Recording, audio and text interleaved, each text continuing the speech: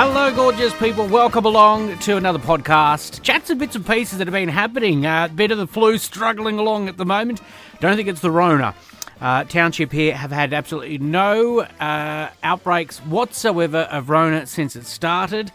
I don't know if that sort of points out if you refer to it as being the end of the world or just that no one seems to visit, or we've been pretty lucky. But look, our thoughts are certainly with those that are struggling at the moment, especially down south with the border being closed off, and the township here that we are in at the moment, it's getting people a bit peeved off. Other towns in the area include Berrigan as well, also Mathaura. And it's sort of townships that are close to the border that have to use medical, especially a lot of medical facilities. And the thing is that what's peeved off a lot of people in the state of New South Wales is that over the years, all of the services have been effectively nothing at local hospital levels. So I think the best they can do in most cases is give you a bit of love and a bit of pretty red, and that's all that they seem to offer. You've got a chopped off leg, well, normally you'd have to go to either Shepparton or you would go to Bendigo. You wouldn't actually normally go to either Albury or Wagga Wagga. It's sort of a bit weird, this cross-state system that it's been set up. So there's a lot of people I know that are requiring medical appointments that may be in Echuca or Shepparton, but are finding it very difficult now because we're in a no person's land here, and the government in New South Wales doesn't seem to give a two stuffs. They always have, never given a stuff about people out in our part of the world, and even to the extent of KFC closed here a couple of years ago. Well, nearly 8 years ago, I think 8 or 9 years ago.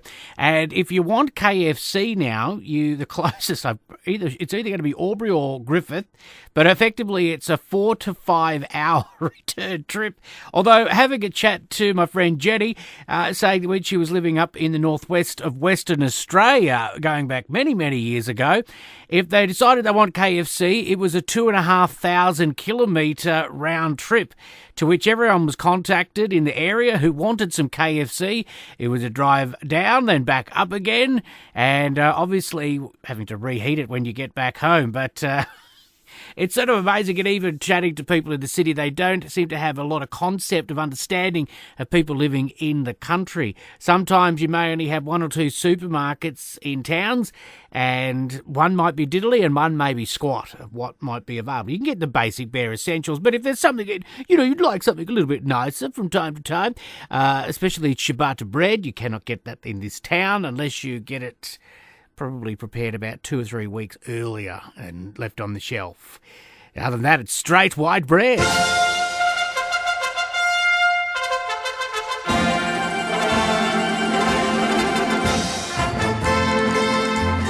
Welcome back to Dear Andrea. My life is Doubtfire on TikTok as well, Instagram, all the other wonders of modern technology, and trying to keep up with everything. And look, talking about just a bit earlier about KFC, got to say, very happy hello to all the crew at Simon and Lily and the crew at the Deniliquin Bowling Club. The other night actually had some yummy Chinese-style KFC. So if you're in our part of the world and you're looking and thinking, I'd like some KFC, just go down to the Denny Bowling Club. He has got the most wonderful KFC, even better, I reckon, than KFC, Chinese-style KFC, Simon, the master chef. And I did mention to him, actually, that maybe we should get ourselves a drag show. Deniliquin might need it. Always over the years, we've always had, has been the Carlotta shows and the like as well. But I reckon a good old drag show might be needed as well. My good friend over in Albury, Shane, what do you reckon, mate? We might put ourselves a good drag show. Shane's got a wonderful beard and would look fabulous on stage. I might even grow one myself, and we could be the bearded pair up on stage.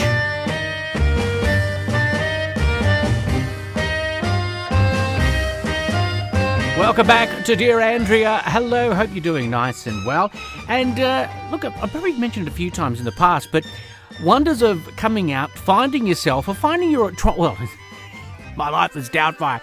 It's so difficult finding yourself on your authentic path, you try to as much as you can. And actually today I had a call from a lady, Katrina, in Melbourne in regard to some LPG gas. And sort of in the conversation and everything, and after about half an hour of just chatting away, I said, by the way, I'm a transgender person in country town in New South Wales, and it's very difficult. The medical profession have put me to the side, that all that I could see my life now is, I guess you could call, crossdresser / drag queen from time to time, if that's the term, although not as glamorous as a drag queen. But it's amazing that the immediate friendships that you can make when you take that leap of faith and you get into the conversation and you have that leap of faith, you wing it a little bit. And it was amazing, a wonderful connection.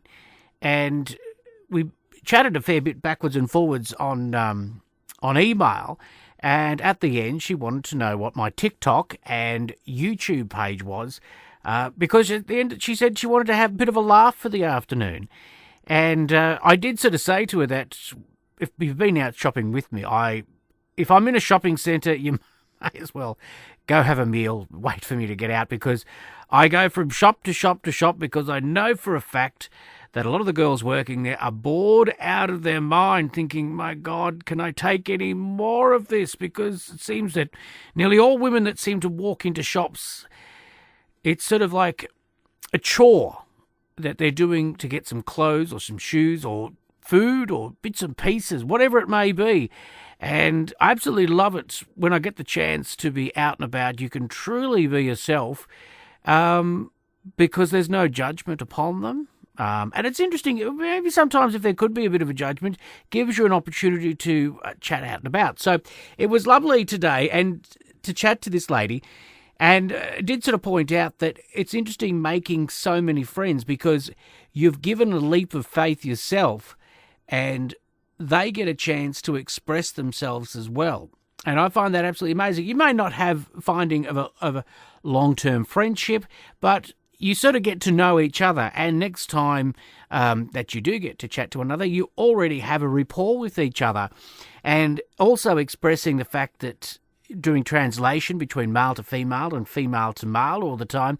And probably the biggest thing I actually say to a lot of guys is that you will never get to know the real woman.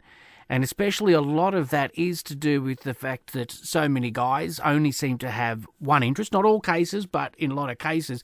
And that seems to be a real turn-off for a lot of women, just to finding friendship with a person. Well, thanks for listening in for this week's Dear Andrea, My Life is Doubtfire. You can check me out on Instagram.